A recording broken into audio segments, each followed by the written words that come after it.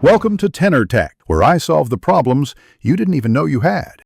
You start by confirming that the motorcycle frame and sidecar are compatible and that you have specified torque values. Support the bike upright. Use the center stand or a jack so suspension sits at normal ride height. Once done, position the sidecar frame against the bike and set initial alignment.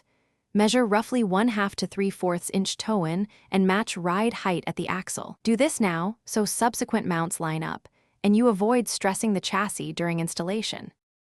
You now fit the upper and lower mounting struts, keeping all bolts finger-tight at first so you can adjust freely. Use new hardware and anti-seize, then alter each strut length to equalize ride height and preserve the preset toe-in and lateral clearance.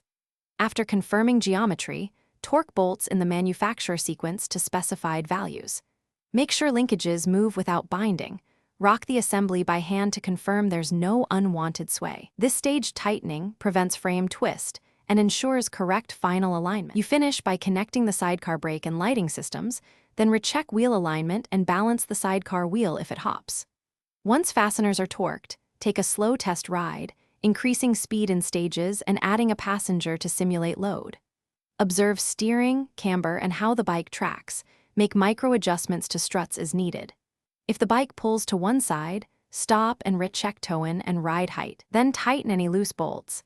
This single troubleshooting step fixes most handling issues. Thanks for watching. Subscribe to keep your life in tune.